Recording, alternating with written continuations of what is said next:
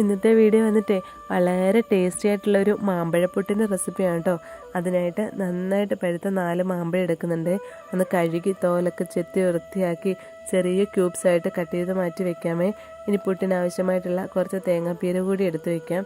ഈ പുട്ട് നമ്മൾ ഉണ്ടാക്കുന്നത് ഗോതമ്പ് പൊടിയിലാണ് കേട്ടോ. അപ്പോൾ ആവശ്യത്തിന് ഗോതമ്പ് പൊടി എടുത്ത് അതിലേക്ക് കുറച്ച് ഉപ്പും കൂടെ ചേർത്ത് നന്നായിട്ട് മിക്സ് ചെയ്ത് വെക്കാമേ.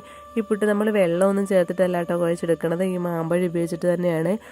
അതുകൊണ്ട് നമ്മളൊരു മിക്സിയുടെ ജാറെടുത്ത് അതിലേക്ക് ആവശ്യത്തിന് ഈ പൊടി ചേർത്ത് കൊടുക്കാം. അതിലേക്ക് 2-3 സ്പൂണ് മാമ്പഴം കൂടെ ചേർത്ത് നന്നായിട്ടൊന്ന് പൾസ് ചെയ്തെടുക്കാമേ. ആദ്യം ഞാൻ ചേർത്തപ്പോഴത്തേക്കും 1 സ്പൂണ് കൂടി പോയിട്ടുണ്ട്. അതുകൊണ്ട് കുറച്ചൊന്ന് കുഴഞ്ഞിട്ടാണ് ഇരിക്കുന്നത്. പേടിക്കണ്ട, 1 സ്പൂണ് പൊടിയും കൂടെ ചേർത്തിട്ട് ഒന്നുകൂടെ പൾസ് ചെയ്താൽ കറക്റ്റായിട്ട് കിട്ടും കേട്ടോ. അപ്പോൾ നമ്മുടെ ചാനൽ ആദ്യമായിട്ട് കാണുന്ന കൂട്ടുകാർ ഉണ്ടെങ്കിൽ നമ്മുടെ ചാനലൊന്ന് സബ്സ്ക്രൈബ് ചെയ്യാനും വീഡിയോ ഇഷ്ടപ്പെട്ടെങ്കിൽ ലൈക്ക് ചെയ്യാനും കമൻറ്റ് ചെയ്യാനും ഒന്നും മറന്നു പോരും കേട്ടോ. അപ്പോൾ നമ്മുടെ പുട്ടുപൊടി റെഡി ആയിട്ടുണ്ട്. അങ്ങനെ 2 ബാച്ചായിട്ട് ഞാൻ നമ്മളെടുത്ത പൊടി മൊത്തം കറക്റ്റ് ചെയ്ത് വെച്ചിട്ടുണ്ട് കേട്ടോ. നല്ല പെർഫെക്റ്റ് ആയിട്ട് തന്നെ കിട്ടിയിട്ടുണ്ടേ. ഈ പുട്ട് നമുക്ക് മാമ്പഴം ചേർത്തിട്ടാണ് കേട്ടോ കഴിക്കാൻ ബെസ്റ്റ്. അപ്പോൾ പെർഫെക്റ്റ് ആയിട്ട് ഈ ഒരു പരുവത്തിലാണ് കിട്ടേണ്ടത്.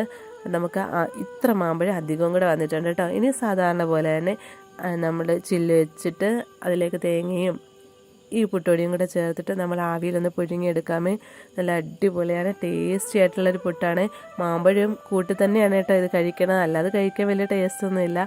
മാമ്പഴം കൂട്ടി തന്നെ കഴിക്കണം, അടിപൊളിയാണ്. ഇപ്പോൾ മാമ്പഴ സീസണാണ്, അതുകൊണ്ട് ഒരു വട്ടമെങ്കിലും ഒന്ന് ട്രൈ ചെയ്ത് നോക്കണം. ട്രൈ ചെയ്യാൻ മറന്നു പോരുത്. അപ്പോൾ ഇത്രയേ ഉള്ളൂ ഇന്നത്തെ വീഡിയോ.